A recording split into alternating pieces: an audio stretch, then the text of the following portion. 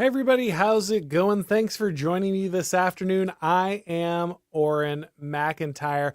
Before we get started, I just want to remind you that if you want to support the show, if you want to keep things going, if you want to be able to access everything that I'm doing and all the great documentaries and other things that the Blaze is putting out, then you need to subscribe to Blaze TV. You can head to blazetv.com/Auron and get $30 off your subscription. That's blazetv.com/Auron. I also wanted to let you know that now there's merch in the merch store for the show. We finally have Auron MacIntyre Show merchandise. It's got lots of different stuff from the show, different memes, things that I've talked about on Twitter. If you want to pick something up, support the show. I think it looks pretty good, man. Always get the gear and it's got, maybe the show name on it. It's not great.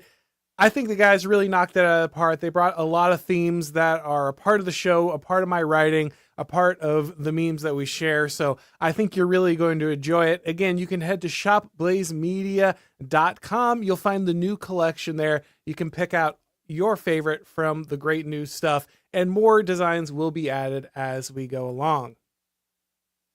All right, everybody. So we've talked about the woke right. We've heard about this phrase that guys like James Lindsay are trying to push. It's not going very well. No one seems to really believe it, but they just continue going on and on. And they recently had James Lindsay on the podcast Triggernometry. It was a relatively popular podcast from the UK. Two former comedians who have a bunch of kind of the usual suspects from the IDW sphere on. And from time to time, there's good episodes, things that are thoughtful, but these guys are really on board the woke right bandwagon along with James Lindsay. They're really the only other people pushing this. And of course, rather than go into the marketplace of ideas, because classical liberalism is the best and open markets and discussion are how you solve things, rather than, talk to somebody who might give a different perspective on what's going on or what any of this means, someone who might disagree with them, instead they just had James Lindsay on and they all kind of talked in a circle and agreed with each other. And so I thought today I'd respond to this. They specifically clipped the segment on the woke right, so I just went ahead and took that clip. The whole podcast is like over an hour. We're not going to go through that whole thing, but we'll go through this particular segment because I think even though we've talked about this a little bit, it's worth refuting some of the things they had on here. I actually had many people go ahead and suggest that they have me on to discuss this, even though they disagree with me. But they're not really interested in having a discussion with anyone who might disagree with them on the Triggernometry podcast, I guess. Don't get me wrong. They don't owe me a spot. I'm not trying to self-promote anything. I don't care ultimately. It's just kind of funny that these guys who specifically talk about the value of free speech and discussion are thoroughly uninterested in talking about anything except the value of free speech and discussion with other people who value it and won't have a discussion on any other topic. Kisin himself, Konstantin Kisin, is one of the hosts of the Triggernometry podcast. He rejected the idea of me coming on because he said I trolled him online at some point. I don't know when that was. I think I just responded to the guy. I quote tweeted him once or twice and said he was wrong about something. I guess that counts as trolling. It's really weird. He's a former comedian. You think he'd be used to like hecklers and stuff. Thicker skin, but I guess not. I guess mild corrections on opinions on Twitter.com are a little severe for the marketplace of ideas. Can't quite handle that kind of searing commentary, but either way, since James Lindsay specifically cited me as his only example of the woke right when someone asked him on Twitter recently, I figured I was qualified to respond to the points made here. So we're going to get into this clip, go over some of the things that they're trying to explain here. But before we get to all that today, guys, let's hear from today's sponsor. Everyone knows that college is a major investment, so it's important to do your homework. You want to find out if a school shares your values, but who has the time to dig through all of those different college websites hoping to find out what they really believe? Well, today I'm excited to share a new online resource that does that work for you, ChristianCollegeGuide.com. It's an online directory of over 250 Christian colleges, and it's a one-stop shop. Like any other college guide, it's going to give you all the basics: acceptance rates, tuition costs, academic majors, etc. But here's what makes ChristianCollegeGuide.com special. You can use this guide to learn about a school's faith tradition, its campus policies, and its spiritual life. All the info that shows a college's true character. You'll find answers to over 150 questions for every school profiled, making this the definitive guide to Christian higher education. And the best part? This college guide is free to the public. That's right, it's free. Just go to ChristianCollegeGuide.com to create a user profile and get started today. That's ChristianCollegeGuide.com. All right, so let's go ahead and play the video here. I'll just stop and comment as we go. Again, this is the clip from that they selected. I did not select this clip. This is what they put out there as their discussion of the woke right. It's part of a larger podcast. If you'd like to get the full context, I'm all for the context, but obviously we can't go through an hour and a half. That would turn the show into like 4 hours. So we're keeping it to the clip they selected to represent their position on the topic. And James, you mentioned the term woke right. It's a term you and I have both used, but it'd be interesting to talk about it for a number of reasons. But first of all, what do you mean by that term? Because a lot of people are very confused about it. Yeah, it's not necessarily the best term. So right out of the gate, we're using this term. Everyone's confused by it. Nobody knows what it means. And even the people who coined it say it's not a very good term. Now, people have loose language. That's okay. But James Lindsay, like for a living, dissects language. This is kind of his thing, right? I take apart the Marxist constructions of language and I explain what's happening here. Like, this is his entire thing, is putting genealogies of thought together for people so they can trace it back to their favorite boogeyman. This is what he does. And he's been going on nonstop about the woke right and how terrible the woke right is and how the woke right is coming for your children. It's going to make them listen to the rock musics.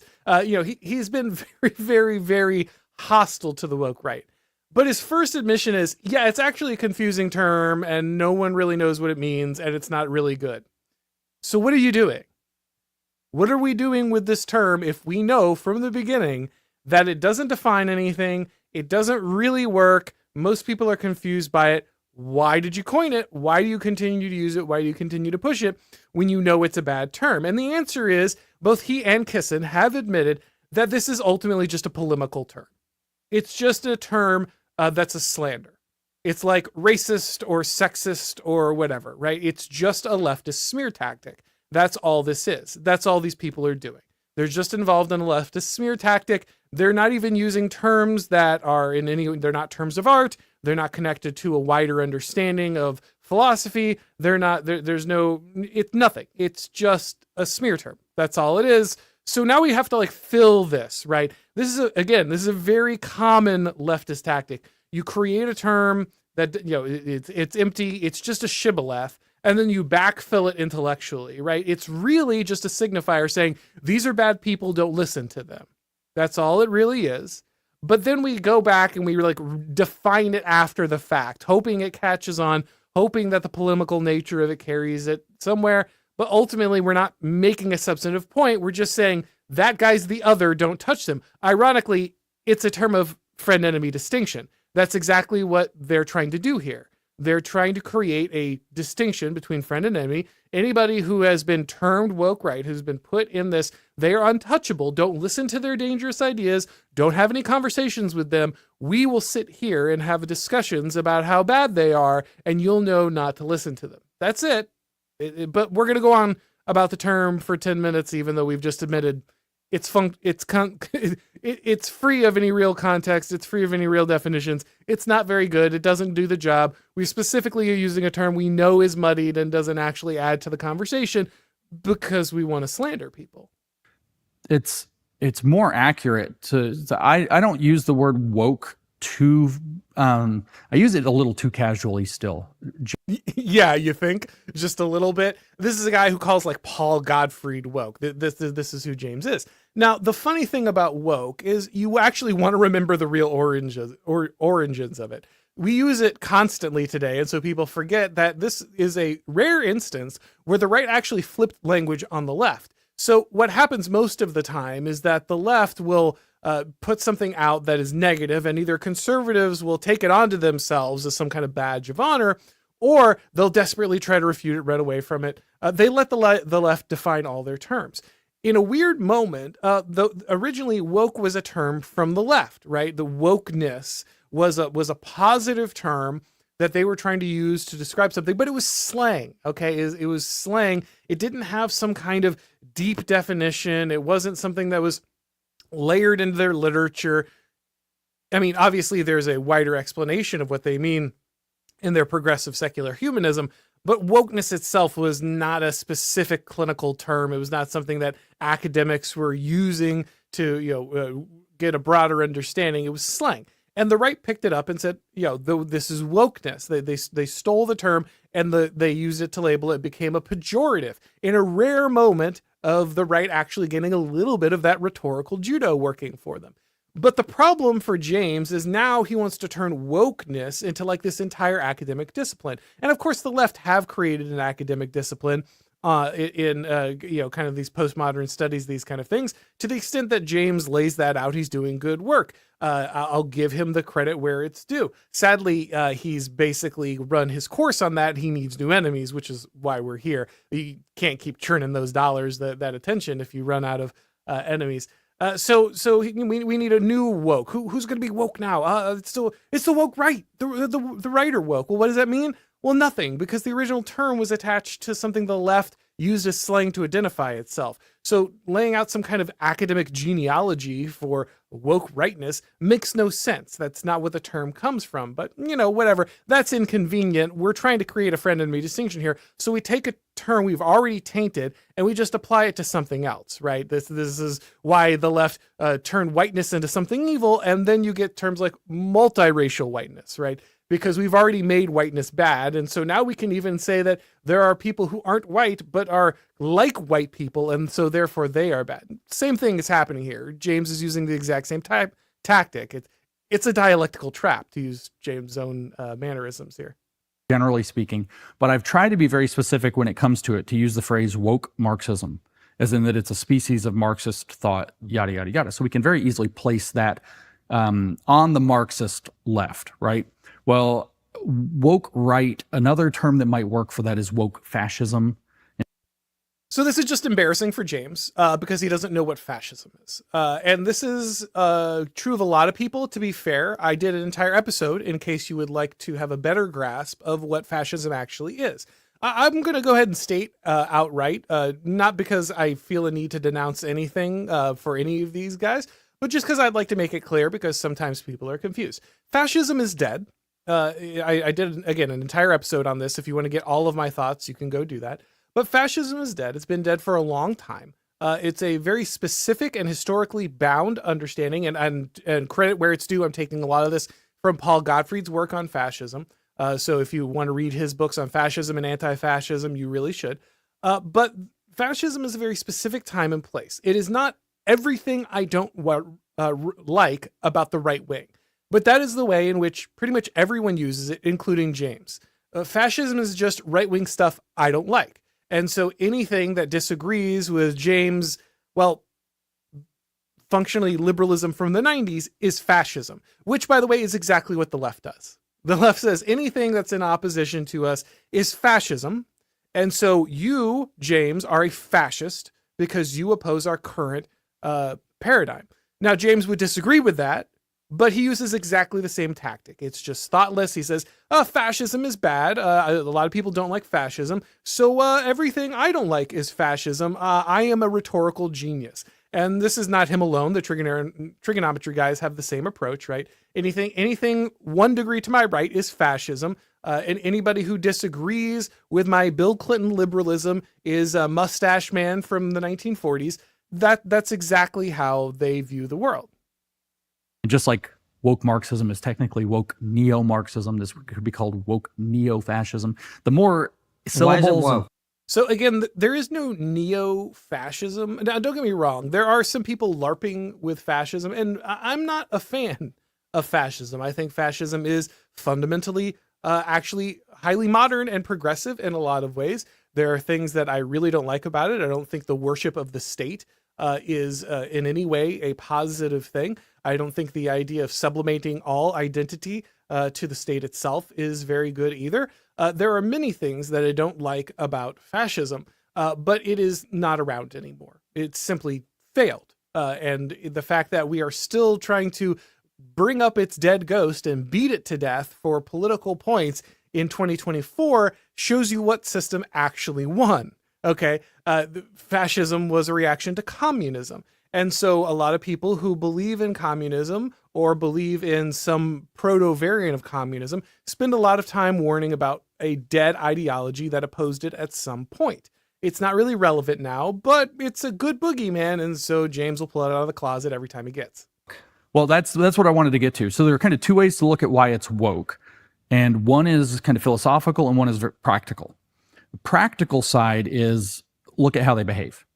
They behave exactly like the woke. There's the targeted influence campaigns. There's the manufacturing of what the postmodernists called legitimation by parology or whatever. They create the illusion that there's massive support for this and massive distaste for that. This is a very strange behavior from James. So if people are have some level of communication strategy, then it's woke. Okay, but James does this. He and Konstantin Kisin are literally doing this right now.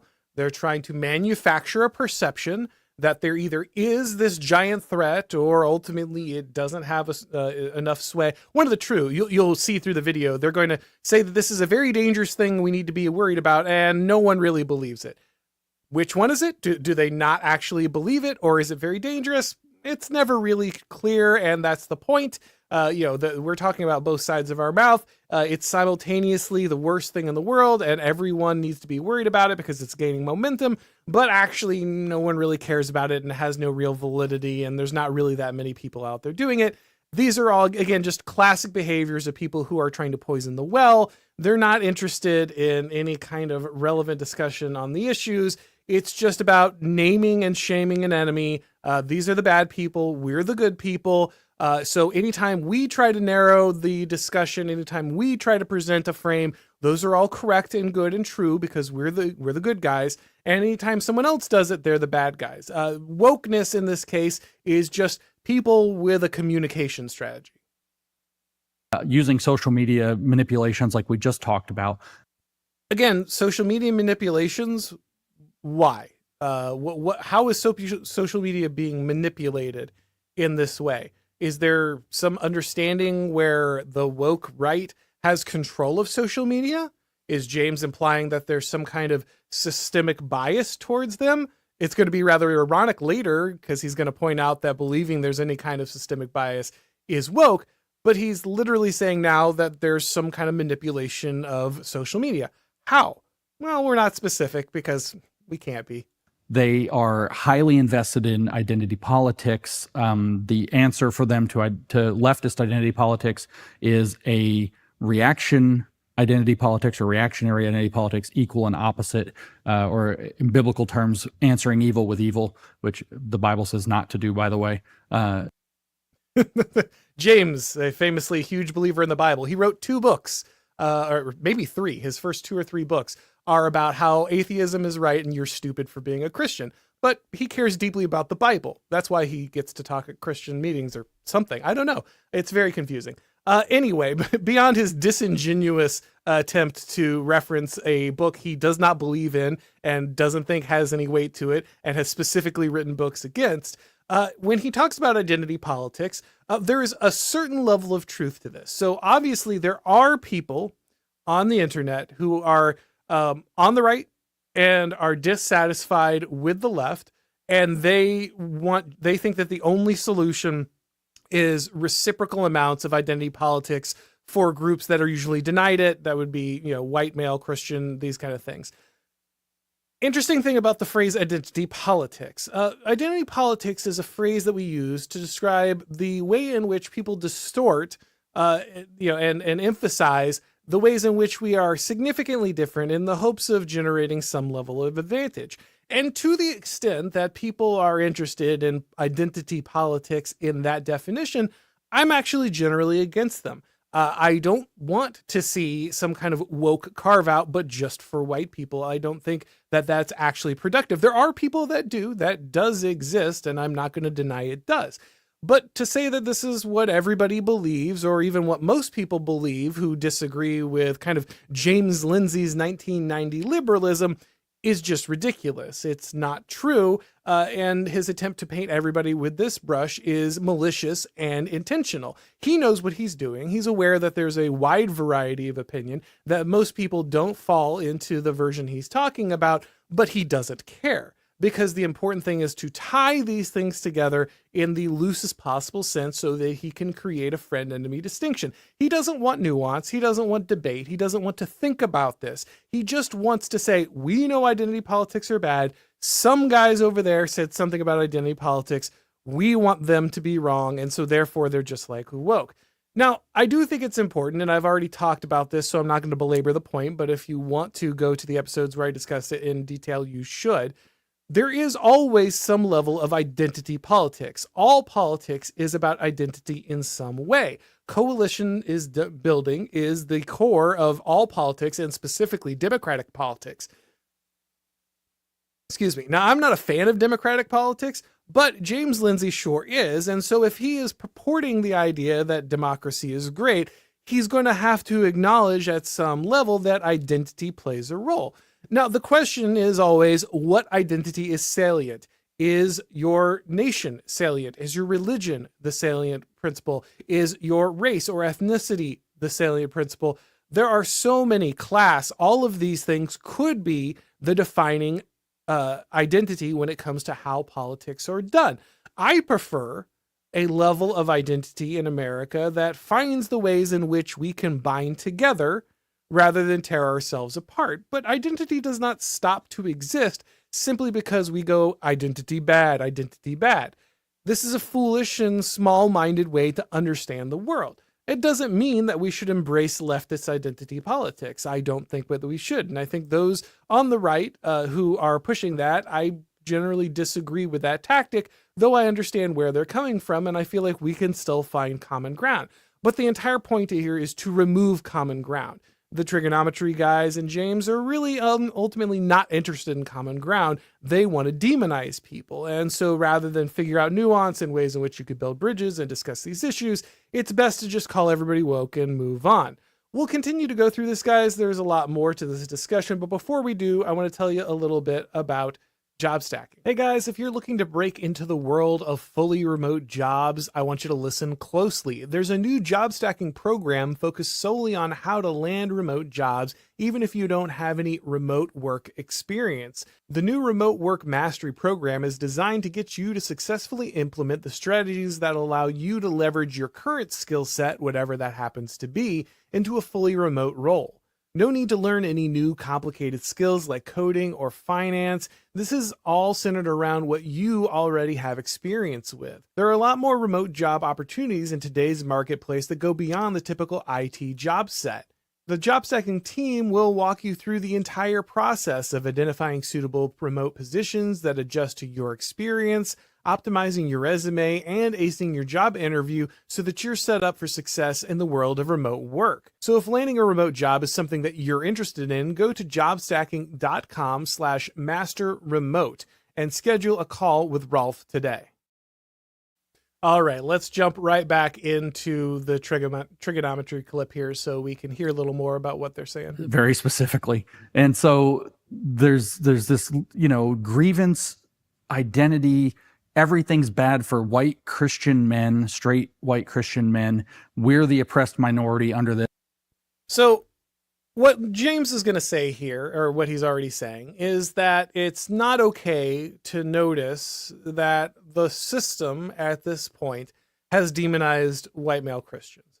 Now, the funny thing about James is his entire work is dedicated to investigating all the ways in which the system has been set up so that it demonizes white male Christians. James knows perfectly well that this is the case. He's done the research. He's laid out all of the people involved. And he knows that many of their core tenets for deconstructing the West are to target four groups. The left is not coy about who they hate and who they think is a danger. They hate men, they hate Christians, they hate white people, and they hate straight people. They've been very clear. This is the problem. It's cis-normative. It's heteronormative. It's it's patriarchal. It's whiteness is everywhere. It's this Christian mentality. These are the things that they list as problems.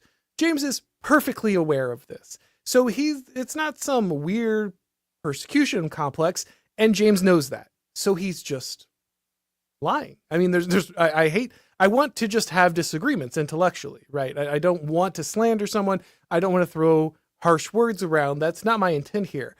You can listen to James and you can make your own decision.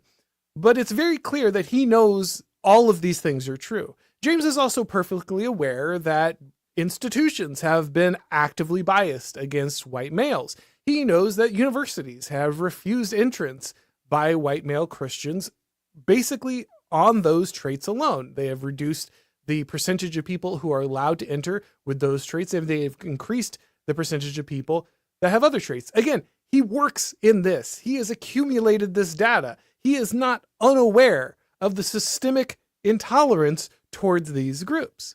Now, again, I don't think it's healthy to then turn yourself into a victim. I think that is the mistake that so many groups on the left who might have had some level of legitimate grievance at some point have done. They have turned that into a narrative about why the system needs to turn around in favor of them. I'm not particularly interested in doing that. I think that a lot of people will do great if we simply remove the restrictions we have now. I think that was really sufficient for a lot of white male Christians who have been pushed out of institutions and out of competition to once again rise because they will no longer have these artificial restrictions. But James is perfectly aware that the legal barriers and the institutional barriers exist. He has done large amounts of research on this. He has laid out the ways in which the theories that he researches have exactly this element to them. But now he's pretending that they don't. It's literally his life's work. And now he's pretending it just doesn't exist. Why? Because woke right, baby. It's friend and its enemy. All of my principles, all of my research, all of my truth goes right out the window the minute I'm describing people I disagree with. It's really that simple. James is playing politics. He's not actually doing his job. And so he needs to misrepresent the situation and the things he knows and the things that he himself has proven so that, his case can be made. There's an ideology, and this kind of bleeds into the philosophical idea, but we'll get more specific with that in a second. There's this kind of belief that there's this ruling class that's erected an ideology to marginalize people like them that sounds very much like woke. So again, James has studied the ruling class. Like he now maybe he won't call them the ruling class, but he has studied academia. He has studied corporations and the way in which they've deployed wokeness for many different things. But one of the main things they have deployed it for is to strip out what they believe to be white or male or Christian ideas and norms and to limit the entrance of those people in. He knows this. He has professionally accumulated the evidence. And yet he's here like, oh, they've come up with this conspiracy theory. Well, they could have done it from your own work, man. It's just ridiculous. Except instead of saying that it's like the white people the white ruling class created white supremacy to marginalize people of color, especially black and indigenous, and their ways of knowing from getting inside, the woke right or the woke fascist side says instead that following World War II, on the back of Hitler and the idea of never again, there was erected a post-war liberal consensus. Starting in the 1940s, immediately, starting in 1945, the creation of the United Nations was part of this. The signing on to the United Nations was part of this. They assigned Bill Buckley, to having done a route to drive the true conservatives to the margins So the people in this sphere really hate the post-war consensus thing, which is funny because I never heard it used until R.R. Reno used it in his book, Return of the Strong Gods. Now, Reno is not a radical at all. The guy writes for First Things. He's a very thoughtful guy. But the term is, as far as I understand, more or less tied to him. Some people else, he probably got it from somewhere, but that's really where I started, hearing it. And I've been in right-wing spaces for a long time, so if it had been commonly used somewhere else, I would have known this. But the post-war consensus is just a great term because it really describes the different ways in which we had aspects of our culture come together after World War II and try to put away the things that might create the return of the things that they feared in authoritarian leaders, right? This is documented in R. Reno's book. You should absolutely read it. This is also documented, funnily enough, in the work of Chris Rufo in his book. And he didn't use that same term, but he outlines more or less the same thing when we get the authoritarian personality, all these things on the way in which the existence of white people itself is a problem. European nations are an issue. The nuclear family, Christianity. These are all things that perpetuate the authoritarian personality, and they need to be pushed away. This is the anti-fascism crusade that, again, Paul Gottfried lays out in his book on anti-fascism. Now, the thing is that James Lindsay agrees with this. That's it. That's why he is dismissing this. He agrees with that crusade. He doesn't like Christianity. He does not, and he ultimately does not like any actual right-wing thought. Now, he doesn't like authoritarianism. Fair enough. I certainly don't want to see Adolf Hitler or anything.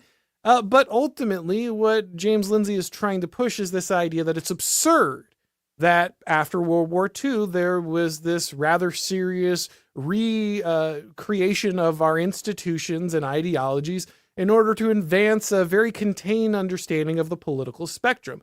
Now, the only problem with James Lindsay arguing against this is history. The biggest problem is this is all well documented. Again, there are excellent books about it, some of which James probably contributed to, at some level of research or had some influence on. James is familiar with all of the Marxists who pushed a lot of this post-war consensus. But James agrees with the post-war consensus, so he doesn't want you to think about that very much. Bill Buckley absolutely purged the right. This is not some theoretical idea. The founding of National Review was very clearly one of the things Buckley was doing was trying to push a lot of people out there. Now, maybe you think the Birchers and other guys like that shouldn't be in the right. You can make that decision, but you probably haven't made that decision because you probably don't know what I'm talking about, because all those people got purged. They got pushed out of the right-wing movement. You have no idea who they are. So all of these pre-war understandings of right-wing thought were more or less outlawed. Again, you can look at someone like Russell Kirk, who is himself a standard bearer for conservative, wrote The Conservative Mind, is not exactly a flamethrower in a lot of ways, and yet lays out a lot of the thought that was precluded from moving forward because of the censorship of guys like Buckley. But he just kind of hand waves away. Oh, it's some kind of weird conspiracy theory. Don't look into it. Don't know history. Don't read any books written before 1940. Super important that you don't know anything about the world before the post-war consensus. But the post-war consensus is it's a myth, right? They just made it up. Well, Buckley he's just right wing. He's always been what the right wing is. A false post-war liberal consensus conservative movement could rise up, the neocons, and hold them out. So the neocons become this kind of hegemonic force within the conservative faction that edges out so-called true conservatism and these more dangerous, so to speak, ideas.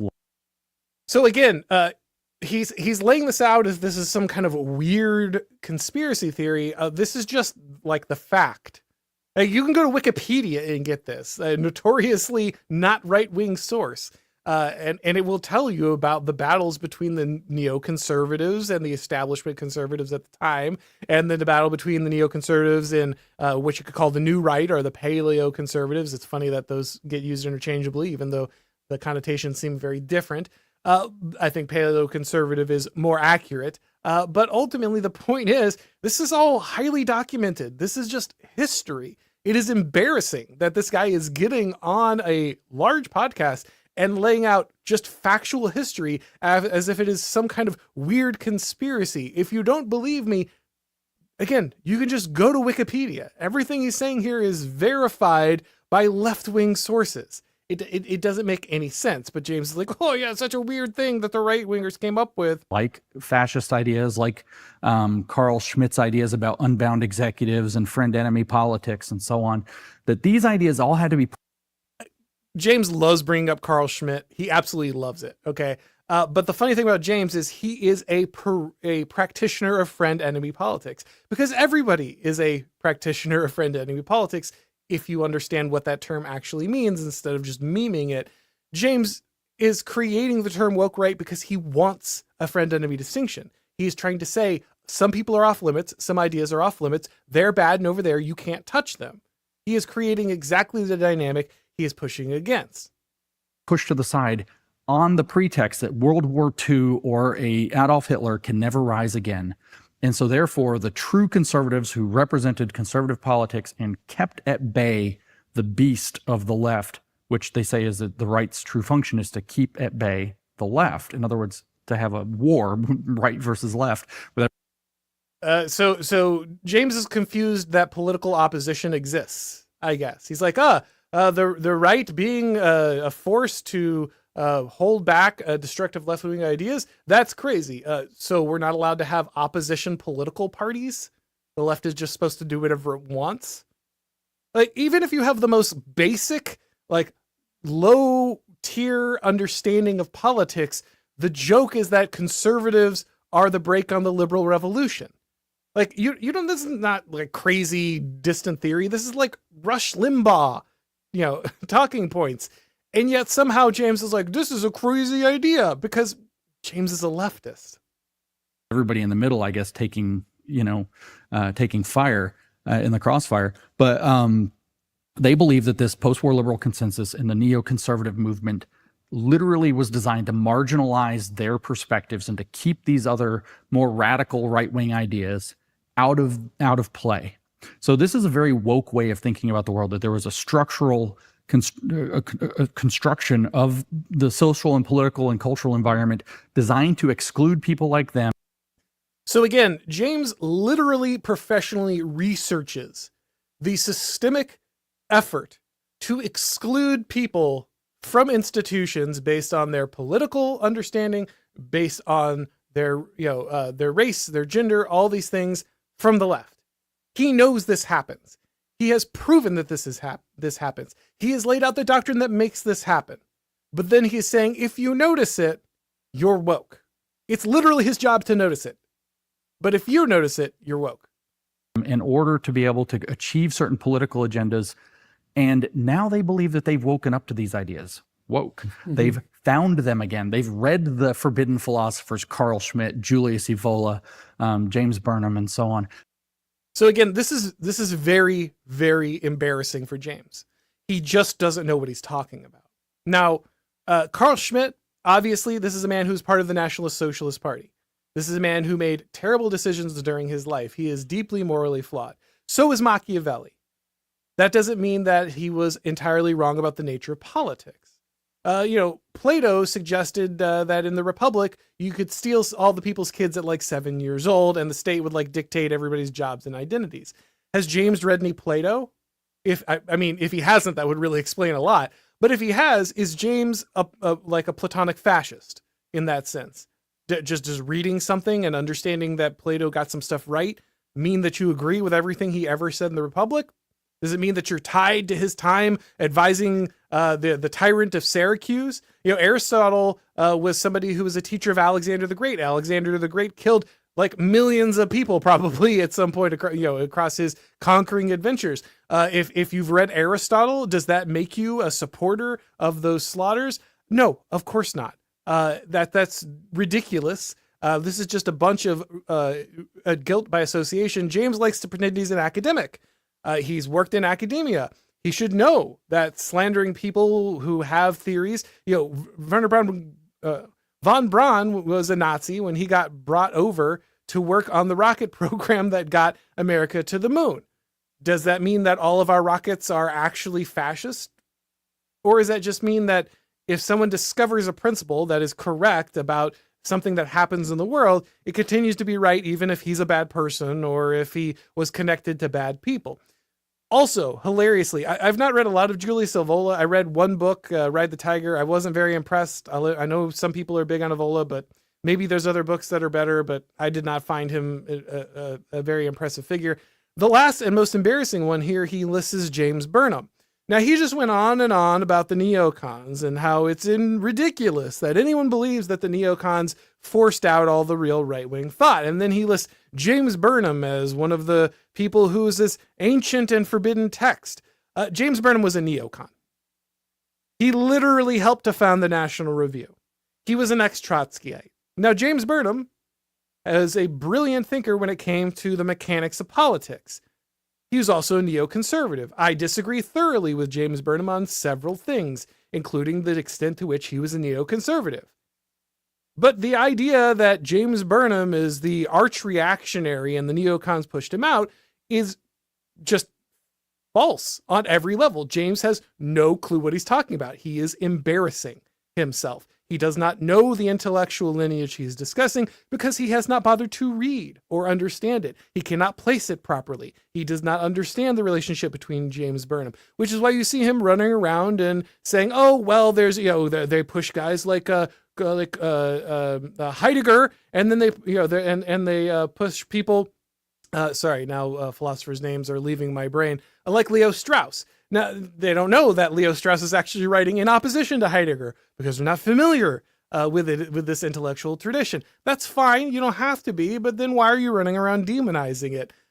You try actually learning that James Burnham was a neocon before trying to point out all the ways in which he was some dark reactionary philosopher that was shoved out by the neocons. You just don't know what you're talking about, and it's foolish. They've read these things, and they're bringing back a true conservatism that was excluded from politics roughly since the end of World War II on the bogus pretense of preventing the rise of another fascist like Hitler or Franco or Pinochet.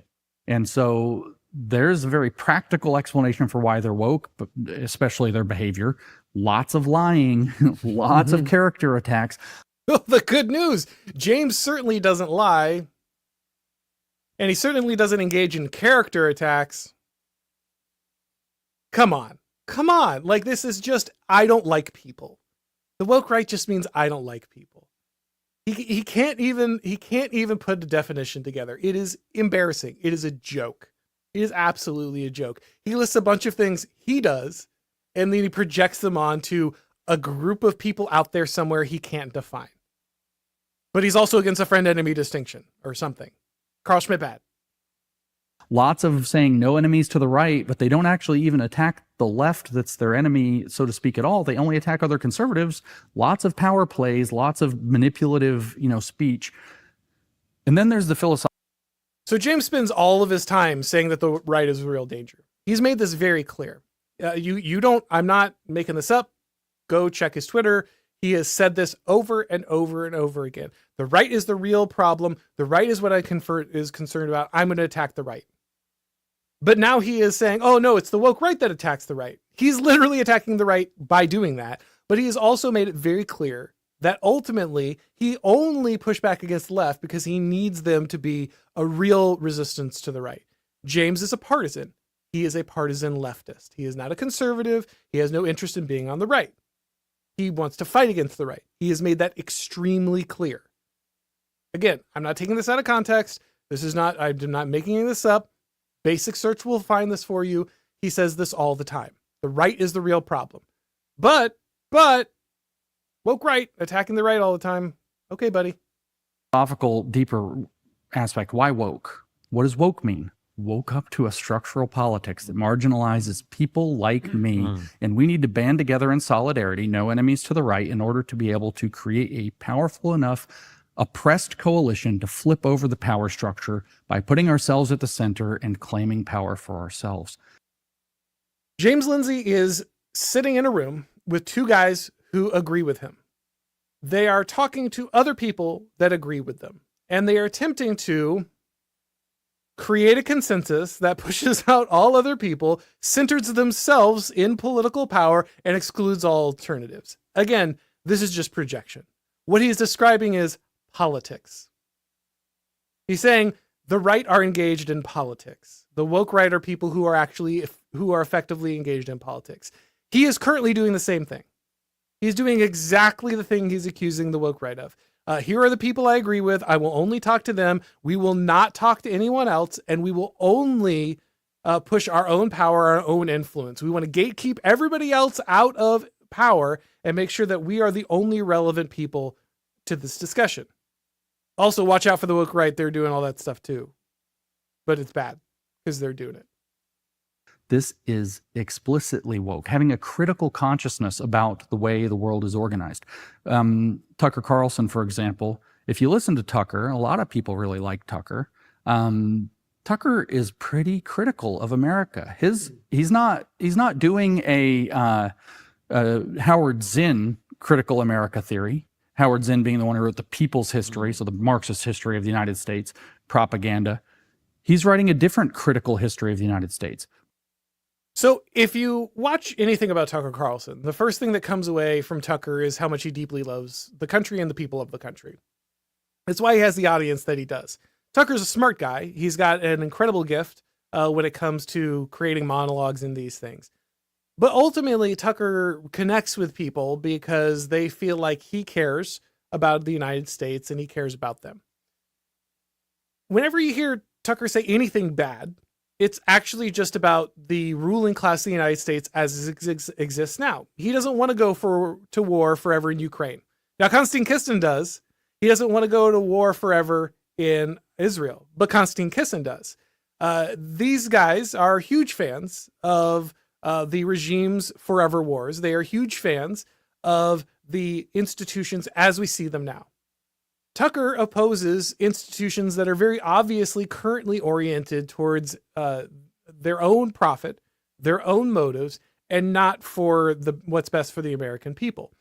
But Lindsay says noticing this is woke. If you notice that an institution called the Department of Education doesn't educate anybody, and if you notice that the Department of Defense never defends the American border, and if you notice that the Border Patrol doesn't actually prevent people from coming in to the United States, you're woke. You're woke. You're criticizing America. You must hate America. No, he's criticizing the institutions that have failed Americans. But for Lindsay and for the Triggernometry guys and for liberals in general, that's the same thing. That's why when the left says they're attacking our democracy, what they really mean is the institutions we control. Now, Lindsay might not like some of the things that the progressives are doing with those institutions, but Lindsay believes deeply that the mission of those institutions are the United States. That like going and funneling infinite dollars to Ukraine is the United States. That funneling infinite dollars to the border of Israel is the United States. I just disagree with that. I think that maybe we should just defend the United States with that money. But that's woke talk. You can't notice that. That's woke. You're a woke person. Don't do that. Very dangerous, very bad. Friend-enemy distinction doesn't exist, but you're the enemy. Just want to make sure you know that. Well, the Constitution was, not really adequate to prevent all of this. There is a world. Well, here we are. James went through the lockdown, right? He knows that pastors were arrested.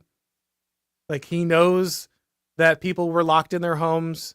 He knows that people were thrown in jail for trying to sit on a beach in violation of the Constitution, and they didn't pay a price, and the Constitution doesn't stop that. James knows that. He's aware. He's just presenting the facts as if they're absurd. This is a Jon Stewart technique, by the way, in case you're trying to... He's far less funny than Jon Stewart, which is saying something because Jon Stewart hasn't been funny for a long time. But this is a Jon Stewart tactic where you just say the truth, but you like put in a weird face and mug for the camera, and then it's absurd. So it's absurd that you would think that the Constitution didn't stop all that stuff that you watched happen. Now, I would make the argument that the Constitution laid out protections against this, and that a lot of leftists that James cheered on for a long time led a revolution against those protections, and that put us exactly where we are now. So it's not the Constitution couldn't protect us, it's that the Constitution never protected us in and of itself. It was that the virtue of the people, believing in the folkways, traditions, and principles and religion of the United States, were creating a document that inculcated the next generation in the things they believed in. There's nothing magical about the piece of paper or document itself. It's the people of the nation and their belief in those principles that actually animates and protects us. But James is like, nah, man, like it's written somewhere on paper and that fixes it. And if you observed all the stuff that didn't happen and you know that the Constitution didn't stop it, well, you're woke or something. Yeah, bad. No friend and enemy distinction except you. You're bad. You're the enemy. Post-World War II liberal consensus or world order that we're all being made subject to. Well, look at how America was involved in all of these things. America bad, America bad, America bad. Also, the UK was pretty bad too, and America bad, America bad. There's this kind of constant critical negativity. You see some of these characters, I mentioned Tucker Carlson, but you see some of these characters like Stephen Wolfe, who wrote the book The Case for Christian Nationalism, has put multiple times on social media, and I don't know what he said in public talks. I've only heard one of his public talks, but you see him on social media saying more than once that he has adopted critical theory specifically for his own purposes and to his own ends. He was recently saying on social media, somebody sent it to me, so I have to, I guess, confirm this, but he was saying that, in fact, the critical theory he uses is not the perverted version of critical theory that the left has used. It's its own more correct version of critique that goes back before the left, yada, yada. Now, I don't know if this is true at all. I've read Stephen Wolfe's book, but that's it. Like, I'm not super familiar with his work outside of that. I don't remember him mentioning critical theory in the book, but it's possible. I really don't know, so I can't answer any of these charges. That said, Stephen Wolfe is not like everybody. Again, the purpose is to just lump anyone who disagrees with these guys into the same bucket. So in anything that one guy believes, everybody thereby believes. Even though I don't like Julius Evola, I'm must be one of these guys who really likes him because woke right. They're the enemy. They're all in the same basket.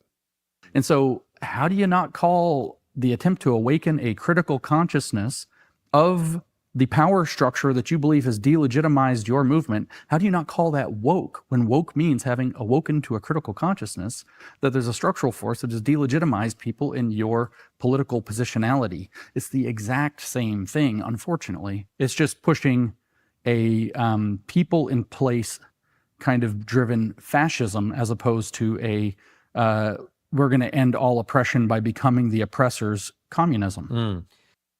So again, James is like, anybody who is doing politics and disagrees with me is woke. That's basically it. He's like, hey, here's all these things I do on a regular basis, and all these things I know and I've proven.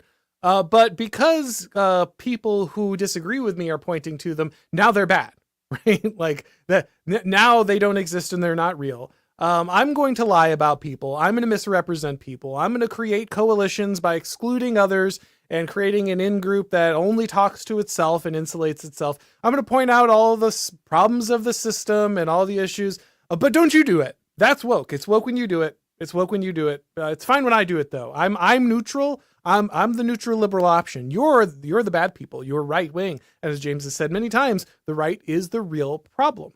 It's very well explained, and that's kind of why I have been called. It is not very well explained. It is very poorly explained, which is why you want someone, Konstantin, who actually opposes you to have a discussion, so that you're not just sitting there nodding along with something that's ridiculous, contradictory, had several outright lies in it that you could have pointed out at any point, but you didn't, because you're just here to be an echo chamber. You just agree with James, and you just have him on like to create this little bubble for yourselves, because marketplace of ideas, debate, free speech is going to solve all the problems, guys. That's why we don't talk to anybody who disagrees with us, and we just nod along with people who do. Calling it, even though I'm not sure it is the best term, but the behavior is the same, right? It's quite obviously the same. Victimhood, cancel culture, lying about history. Cancel culture. Okay. So here's the hilarious thing about cancel culture. You need to be able to cancel someone. So let me ask you, what are people debanked for? Are they debanked for being communists? No. Are they debanked for being liberals? No. Are they debanked for being right-wing? Yes. Okay, what are people fired for? Are they fired for being communists? No. Are they fired for being liberals? No. Are they fired for being right-wing? Yes. Are people held back for promotion for being right-wing? Yes. Liberal, communist? No. So when he says cancel culture, what is he talking about? The right can't cancel people. They don't have the ability. When someone on the right wants to cancel people, you know what they do? They find out that that person was too far to the right, and then they use the standards of the left. That's how you actually cancel people on the right. You use the power of the left, because the right does not have the power to cancel someone. Now you can say, oh, that's talking about systemic oppression. That's talking about the power structure. Okay, cool. But again, who actually gets debanked? Who is losing their bank accounts? It's right-wingers. Mark Andreessen was bringing attention to this on Twitter, going through all the different people like Dinesh D'Souza and others who lost their accounts because they were right-wing. It doesn't happen to leftists. They know this. They're just lying. They know the right can't cancel people, but they both sit there and nod. Yes, cancel culture, very bad. Yeah, very bad. The right wing with their cancel culture that they can't do because they don't have power. They can't cancel people. That's the whole point. You have to be able to actually bring some consequence. They don't own the corporations. They don't leverage the bank to do this. Again, you can talk about victimhood mentality, but there are lots of examples of people on the right losing their jobs, losing their bank accounts, losing their homes, losing their entire lives because they had a opinion that is too right-wing. This never happens to anyone on the left. It just doesn't. People are communist all day long. They're Marxist all day long. Nobody cares. They don't get fired. They don't lose bank accounts. It's just garbage. But they're like, yeah, woke right. They're just debanking people all over the place. No, they're not. That's just a lie. And they know they're lying. But that's why they don't have anyone on that disagrees with them, because then someone would just be like, really, man? Here is like basic evidence about all the things you're saying that are obviously incorrect and are provably incorrect inside of 10 seconds. But if you don't talk to those people, then you don't have to face any of that criticism. History, all of this. Rewriting history, lying about people, digging up people's past to cancel them. It's unbelievable. The one complaint that people have made about that I do think is valid is that they're not comparable in terms of influence and power. The woke left control for a period of time controlled what felt like everything. The woke right isn't anywhere near that level of influence at all. And frankly, okay, so why did you not along when he said cancel culture? Like, that's a very valid point you just made, Konstantin. I made the same point. Why did you just nod along and agree when he talked? In fact, actually, I think Konstantin was the one who introduced the idea that the woke right were the people doing cancel culture. But he's just going to point out that they don't have the very power to do that. So why did you nod along? I wonder whether, having talked about it as much as you and I have, we've maybe drawn too much attention to a very small fringe. Because when we went to the Trump. So here it is, baby. Here it is. So this is my favorite shell game. This is a very serious problem. I'm going to tweet about it all the time. I'm going to create conspiracy theories about angel summoners and the Pope and all of these things. By the way, this is all stuff James Lindsay has said about me. I did a stream back about it. If you think I'm lying, I broke down every one of the tweets. He created an entire conspiracy theory where I'm some agent of the Pope, bringing about some Luciferian. I think he said it was some god from the Middle East. I'm trying to remember all of the insane conspiracy theory he created. But he came up with like all of this stuff about the woke right. But actually, it turns out maybe it's just some small fringe. So it's simultaneously the most dangerous thing that's going to take over the world. And also, it doesn't really matter because this is wholly disingenuous. It's just slander. It's a super dangerous thing that's going to take over the world when it needs to be. And it's a marginal thing that has no influence when it needs to be. What's the truth? It doesn't matter. There is no truth. We're here to make friends and enemies. That's the whole point. Rally. I didn't see it. I talked to a lot of people there. I listened to all the people on stage. I didn't hear in either the statements or the response to what people were saying, the type of conversation that you see online. So it seems to me like it's a tiny fringe that's being amplified by bot farms and foreign meddling and you and your constant relentless complaining about it. You're it. You're the Streisand effect. If you think this is a real problem, But again, whatever. It's entirely disingenuous. Whatever. I think increasingly, I don't think of it as real, even though, as you say, there are one. They just spent 10 minutes talking about something that's not real. James Lindsay tweets about this constantly, but it's not real. Konstantin Kisin has been promoting this term, but it's not real. Pick one. Pick one. Which one is it? Is it real or not? Is it a threat or not? Is it something we need to watch out for or not? Is it powerful or not? It's just so disingenuous. It's so ridiculous. One or two people who are very influential in American politics who have flirted with some of these ideas. Yeah. That's a real. Again, it's just so insane. So insane. None of it makes sense. They refuse to talk to anyone they disagree with. Other people, it's not just me. Like Dave Smith is somebody who's been suggested that they have this conversation with. I think Dave did his own response to this, but they just don't care. They're not going to talk to anybody else. They talk to the people they agree with. They stay inside their echo chamber. They manufactured a term. They're trying to push the term while also trying to marginalize the people that they think the term describes. It's everything that they want to pretend other people do. They are projecting it entirely on those people. It's comedic, to say the least.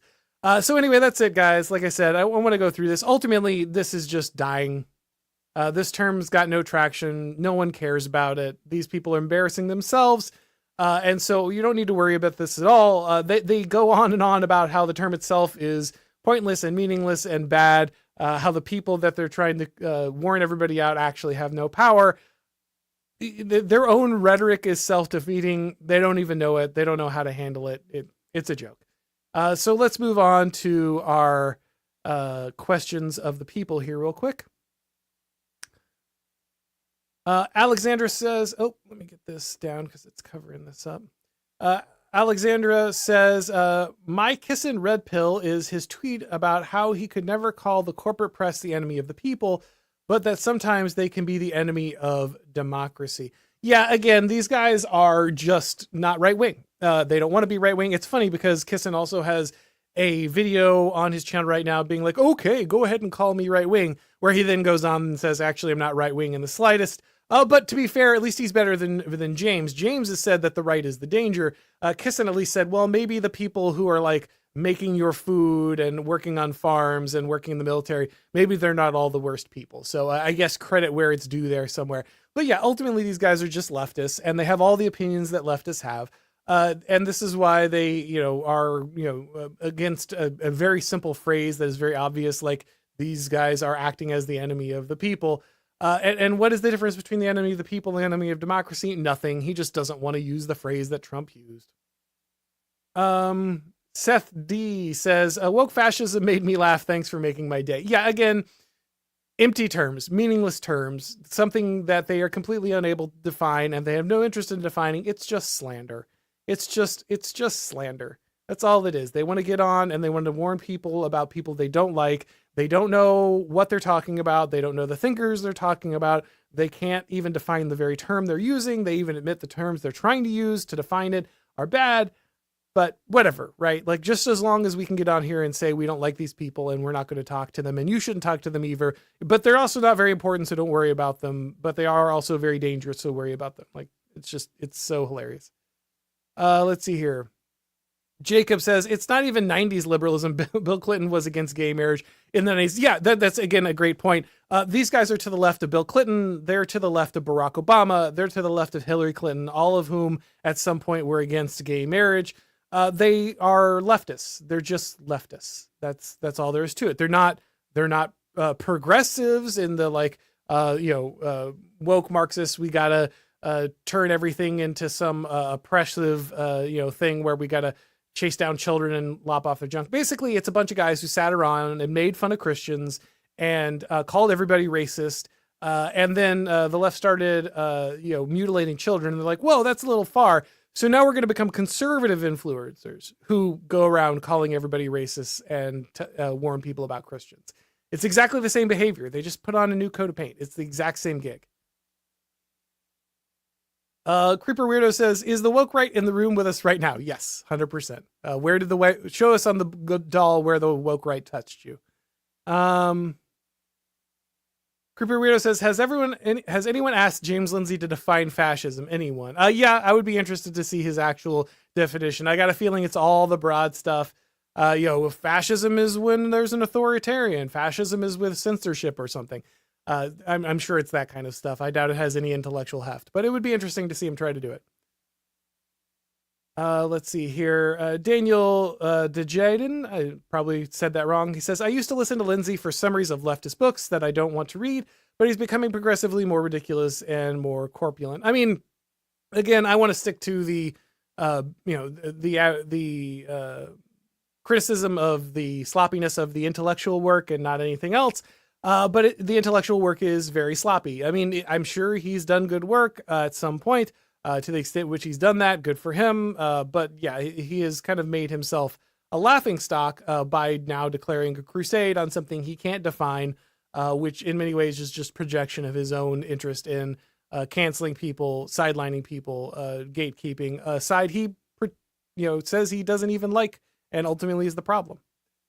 Maddie Ice says, for Lindsay to actually have gone through technical academic leftist work and know what's in it, and to still consider an increase in power of the normie right is increasingly frightening, and to still consider an increase in power of the normie right is actually incredibly frightening. Sorry, I'm probably misreading that, but I think you're ultimately saying that he's looked at all this literature and then fears the right more.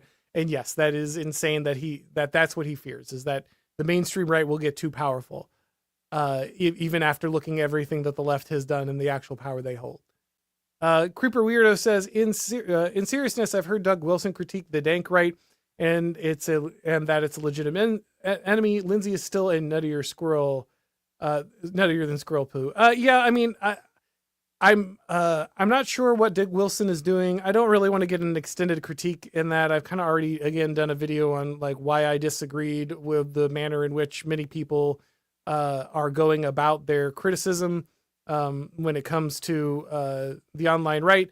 Doug was very kind about my book. He recommended it multiple times. Seems like a nice guy, but he has a weird jihad he's going on this. There seems to be some kind of amazing bait. Like if one Anon posts something mean online about like Israel or something, these guys just lose their absolute minds. I don't think they should do that, but yeah, these guys are like, any criticism just means like you're a fascist or something. It's like, no, I think you could probably just criticize the secular state of Israel without like being hateful and being crazy, but apparently not. Apparently they want everyone who has those criticisms to be lumped into the same basket. I wonder why that is. I wonder why it's so important to marginalize people with substantive critiques. Anyway, Creeper Reader says, James, just admit that Whitey scares you. Broman Hank says, nice work, Auron. I think we tricked them. See you at the next secret angel cult meeting later. Yes, I'll make sure everyone gets their angel cult decoder ring thing later on here. Tiny Stupid Demon says, getting tired of these folks, release the angels. Yes. Let's see. Angel summoners, you must fear us. Max Woodbridge says, I was a Lindsay super fan. What he's doing is disgraceful. You're a universe above him intellectually. He's trying to lump us in with Groypers and their Dork King, who I think are a huge liability, and I fear that this will work. I don't think that it's going to work, but I appreciate your kind words. And ultimately, yeah, I think that is the effort, right? Is to say, there's some guys online who are, they act poorly. They treat people poorly. They advance a lot of views just to troll people. And so they're the same as these people who are trying to set out actual critiques, trying to find a way forward that is in some way, makes sense intellectually, but also socially and spiritually.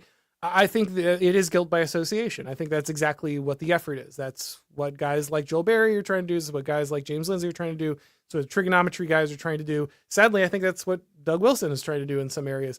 If there's anywhere online someone who's an Anon who had a bad opinion, then every anonymous person on Twitter has exactly that opinion. If there's anybody who opposes the mainstream conservative consensus, then they must have all the opinions of anybody else who opposes the mainstream conservative consensus. And that's really, it's just a bunch of guilt by association. It's the exact tactics that it is the wokeness that you're worried about. It's the exact same thing.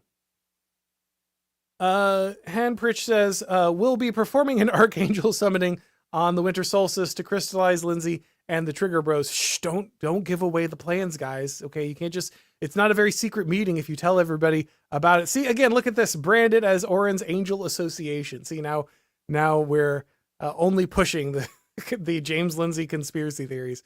We have to stop the James Lindsay information or disinformation. Okay, we can't allow the disinformation of the conspiracy theories of the woke centrists to take over. Okay, we can't allow them to prevail. All right, guys, it's been a fun one. Thanks for sticking around with me on this.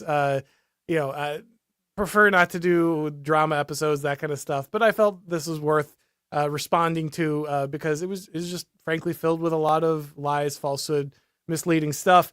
And these guys have made it clear they're not going to talk to anybody else.